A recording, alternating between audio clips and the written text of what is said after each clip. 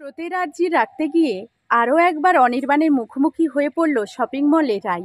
তো বন্ধুরা, মিঠিজোড়া ধারাবাহিকে নতুন আপডেট নিয়ে আজকের আবারও তোমাদের সামনে হাজির হয়ে গেছি। পুজোর শপিং করার জন্য স্রোত সকাল থেকে মায়ের কাছে বায়না করতে থাকে। ওর মায়ের কাছে গিয়ে বলতে থাকে, মা নাকি এখনো পুজোর শপিং করব না বলো তো। তখনই স্রোতের মা বলতে থাকে, আচ্ছা স্রোত, তোর কি মনে হয় তুই আমার কাছে পারমিশন চাইলে আমি কি তোকে দিয়ে দেবো? তোর মনে হয় আমি কি এখানে গাড়ি গাড়ি টাকা নিয়ে বসে আছি?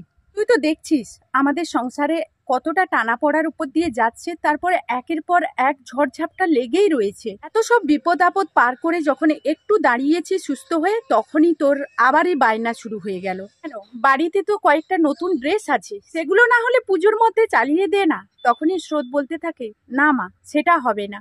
কারণ বাবা থাকলে তুমি কি এই কথা বলতে পারতে? কারণ বাবা তো প্রত্যেক বছরই আমাকে, রাই দিদি ভাইকে, মেজ দিদি ভাইকে সবাইকে নিয়ে শপিং করতে যেত। আমাদের যা যা ইচ্ছে করতো নিতে, আমরা সবগুলোই নিতাম। তাহলে তুমি এখন ব্যতিক্রম কেন করছো বলো তো? তখনই স্রোতের মা বলতে থাকে, আমি তোমাদের বাবা নয়, আমি তোমাদের মা, আর আমাকে সংসারটাও চালাতে হয়। সংসারের চিন্তাটা আমার মাথায় সবসময় থাকে, আর আমি কি করে টাকা বাঁচাবো সেটাই চিন্তা করি।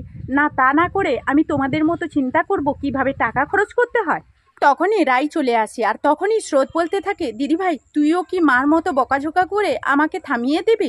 তখনই রাই বলতে থাকে, না মা, তুমি এরকম করে স্রোতকে কেন বলছো বলো তো? যাই হোক, এটাই তো ওর বয়স, আর ওরা তো এইভাবেই পুজোয় আনন্দ করবে। তারপর যখন আমাদের মতো সংসারের জীবনে চলে আসবে, নানান চিন্তা ওদের মাঝে চলে আসবে, তখন তো সংসারের টেনশনেই শেষ হয়ে যাবে। তখন কি আর পুজোর আমেজ থাকবে? আচ্ছা ঠিক আছে, চল, না হলে ওর ইচ্ছেটা না হলে আমি পূরণ করে দেব। আর ঠিক সেই সময় রাই বৌমণি চরকি স্রোতকে নিয়ে যখন শপিং মলে যায়, তখনই হঠাৎ করে অনির্বাণ রাইয়ের সামনে চলে আসে আর বলতে থাকে, কি ব্যাপার রাই, বিয়ের প্রথম আমাদের পুজো, এখনো কেনাকাটা তুমি শুরু করনি? এতক্ষণে কেনাকাটা শুরু করলে? তখনই রাই বলতে থাকে, প্লিজ অনির্বাণ, আমাকে এখানে অন্তত বিরক্ত করো না। ঠিক সেই সময় হঠাৎ করে রায়ের উপর অনির্বাণের মায়ের চোখ পড়ে যায়, আর তখনই অনির্বাণের মা এসে রায়ের কাছে বলে, তুমি এখন কত বড় মানুষ বলে মনে হয়, এখন তো তুমি ধরাছোঁয়ার বাইরে, বেশ রাতারাতির মধ্যে ফেমাস হয়ে গেলে রাই। তুমি একটা কথা ভুলে যেও না, তোমার কারণে আমার ছেলের সোসাইটিতে মান সম্মান ধূলিসাৎ হয়ে গেছে। এখন তো তুমি উঠে পড়ে লেগেছো, যতটুকু মান সম্মান আমাদের সোসাইটিতে বজায় আছে সেটুকু কি করে শেষ করে দেওয়া যায়। মানে রাই বলতে থাকে, আচ্ছা মা, হঠাৎ করে আপনি এসব কথা কেন বলছেন বলুন তো, আমি আবার কি করে ফেললাম?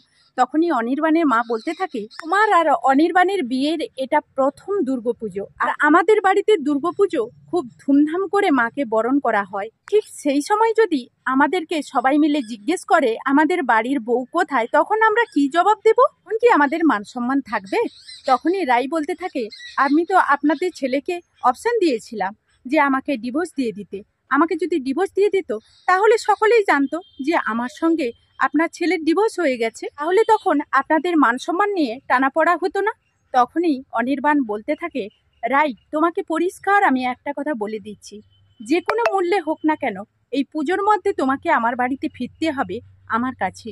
রাই, তোমাকে আমি দুর্গাপুজোতে আমাদের বাড়িতে নিমন্ত্রণ করলাম, আর তোমাকে আমাদের বাড়িতে আসতেই হবে। তখনই অনির্বাণের মা বলতে থাকে, অনিক, তুই এসব কথা কি বলছিস? নিজের বাড়ির পুজোতে আবার নিমন্ত্রিত হয়ে ও আসবে?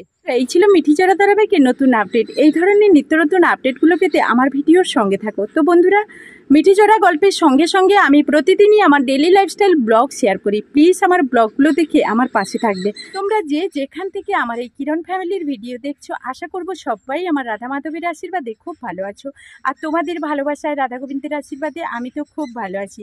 তো চলো এখন আমার ব্লগ ভিডিওর সঙ্গে কি করি না করি দেখতে থাকো। বাড়িতে আজ ছিল দুটো বড় বড় জাপানি পুঁটি, তাহলে আর দেরি কি, একেবারে গ্রামীণ পদ্ধতিতে বানিয়ে ফেলি হাতের কাছে থাকা কিছু উপকরণ দিয়ে জাপানি পুঁটির তরকারি।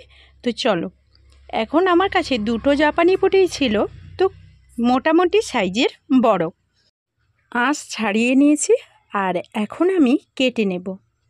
তো চলো এখন কেটে নিয়ে একেবারে পুকুর ঘাট থেকে ধুয়ে নিয়ে গিয়ে তারপর তোমাদেরকে দেখাবো। এখন চলে এলাম পুকুর ঘাট থেকে, এসেই কিন্তু মাছের লবণ হলুদ মিশিয়ে দিয়েছি, আর এখন দেখো আমি কিন্তু এই সাইজের জাপানি পুঁটিগুলো কেটে নিয়েছি। সবগুলোই নেইনি, অনেকগুলো হয়ে গেছিলো, এখন ঢাকনা দিয়ে রেখে দিলাম 10 মিনিটের জন্য। অন্য সাইডে আমি কাজ করে নেব, কিছু মশলা নিয়ে নেব। তো এখানে নিয়েছি পেঁয়াজ, আদা, কাঁচা লঙ্কা, টমেটো। তো এইগুলো দিয়েই আর এখন এইগুলো আমি মিক্সিতে পেস্ট করে নেব। যেহেতু হাতের কাছে মিক্সি আছে তাহলে আর দেরি করব কেন, আর শিলনোড়াই নিলাম না। তো এখন কিন্তু মিক্সিতেই সবগুলো পেস্ট করে নেব। পেঁয়াজগুলো দেখো এই সাইজভাবে কেটে নিয়েছি। তো তোমরা যেভাবে পারো সেভাবে করে নেবে, কারণ মিক্সিতে সব কিছুই হয়ে যায় তাড়াতাড়ি, সেটা তোমরা জানো। তো এখন কাঁচা লঙ্কা কয়েকটা দিয়ে দিচ্ছি। এখন একটু পরিমাণ জল দিয়ে দিচ্ছি, একটু পরিমাণ, অল্প একটু, 3 থেকে 4 চামচ, 4 চামচে জল দিয়ে পেস্ট করে নিয়েছি। আর এখন দিয়ে দিচ্ছি একটু পরিমাণ সরষে বাটা, গোটা সরষে দিলাম, দিয়ে আমি আবারও পেস্ট করে নেব, ভিজিয়ে রেখেছিলাম। আর এই যে দেখো এখন কড়াইতে তেল দিয়েছি। আগে কিছুটা মাছ আমি ভেজে নিয়েছিলাম, আর এখন তরকারিটা রান্না করার জন্য আমি বেশ কিছুটা মাছ রেখে দিয়েছিলাম, ওটা আলাদাভাবে এখন ভেজে নিয়েছি এইভাবে লাল লাল করে। তো এখন চলে এসেছি, আলুগুলো এরকম ডুমো ডুমো করে কেটে নিয়েছি, তেজপাতা নিয়েছি, একটু পরিমাণ জিরে নিয়েছি, গুঁড়ো জিরে আর গুঁড়ো ধনে, পরিমাণ মতো লবণ নিয়েছি, হলুদও নিয়েছি, লঙ্কাও নিয়েছি। তোমরা চাইলে কাশ্মীরি লঙ্কা ব্যবহার করতে পারো। এখানে আমি যেগুলো পেস্ট করে নিয়েছিলাম এখন একটা পাত্রে নিয়ে নিয়েছি। কড়াইতে তেল দিয়ে দিলাম। তেল দিয়ে এরকম তেল গরম হয়ে গেলে 1/2 চামচ মতো আমি গোটা জিরে দিয়ে দিচ্ছি। এখন দিয়ে দেব তেজপাতা আর জিরে খুব ভালো করে তেলে ভেজে নিয়েছি। এখন ওই পেস্ট করে রাখা মশলাটা আমি এখন দিয়ে দিলাম, দিয়ে খুব ভালোভাবে তেলে কিন্তু ভেজে নিতে হবে, তাহলে আদার কাঁচা গন্ধটা চলে যাবে। তো এখন আমার তেলে ভাজা হয়ে গেছে। এখানে আমি যেই গুঁড়ো মশলাগুলো নিয়েছিলাম সেগুলো আমি অ্যাড করে দেব, জিরে গুঁড়ো, ধনে গুঁড়ো, হলুদ আর লঙ্কা। তো সবগুলোই আমি এখানে, আর পরিমাণ মতো লবণ অ্যাড করলাম। অ্যাড করে এখন আবারও খুব ভালোভাবে এইভাবে ভেজে নেব। এখন দিয়ে দিচ্ছি অল্প একটু জল দিয়ে আবারও খুব ভালো করে ভেজে নেব, তাহলে পুড়ে যাওয়ার ভয় থাকবে না মশলাটা। এরকম অল্প অল্প জল দিয়ে ভালো করে মশলাটাকে এইভাবে কষিয়ে নেবে। আর মশলা থেকে যখন তেল ছাড়তে শুরু করবে মশলাটা তখন খুব ভালো করে ভাজা হয়ে যাবে। এখন দিয়ে দিচ্ছি ডুবো ডুবো করে আলু কেটে রেখেছিলাম, সেটা দিয়ে খুব ভালো করে ভেজে নেব। আলুগুলো আলাদা করে তোমরা তেলে ভাজতে পারো, আজকের এই রেসিপির জন্য আমি আলাদা করে তেলে ভাজলাম না। এখন আমি দিয়ে দিচ্ছি পরিমাণ মতো জল। হ্যাঁ, আলু সেদ্ধ হওয়া থেকে কতটা পরিমাণ তোমরা এর জুসটা রাখবে সেই পরিমাণ জলটা দিয়ে দেবে। তো এখন জল দিয়ে খুব ভালো করে নাড়াচাড়া করে দেব, আর এখন একটা ঢাকনা দিয়ে দেব আর সেদ্ধ হতে দেব আলুটাকে। বেশ কিছু সময় পর চলে এলাম।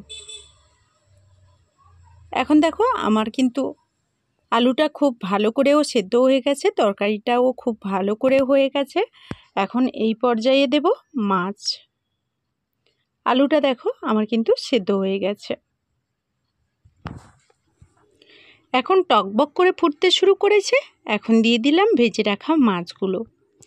তো মাছগুলো খুব ভালো করে কিন্তু লাল লাল করে ভেজে নেবে, তাহলে তরকারির টেস্টটাও ভালো হবে। এখন আমার মাছ দেওয়ার পর দেখো আমার তরকারিটা পুরো কমপ্লিট হয়ে গেছে। এই পর্যায়ে আমি দেব চা চামচের 1 চামচ গরম মশলা দিয়ে দিয়েছি। এখন আমি আঁচটা বন্ধও করে দিয়েছি, আর কিছু সময় পর নাম করিয়ে তোমাদের দেখাচ্ছি। বন্ধুরা, তোমাদেরকে একটাই অনুরোধ, যদি আমার ফেসবুক থেকে ভিডিওটা দেখো তাহলে আমার পুতুল ফ্যামিলির পেজটাকে একটা ফলো করে দিও, লাইক করে আমার পাশে থেকো। ইউটিউব থেকে যদি আমার বন্ধুরা দেখো তাদেরকে অনেক অনেক ভালোবাসা, সবাইকে অনেক অনেক ভালোবাসা, অনেক ধন্যবাদ। তো সবাই ভালো থাকবে, সুস্থ থাকবে। এখনকার মতো বিদায় নিচ্ছি, টাটা।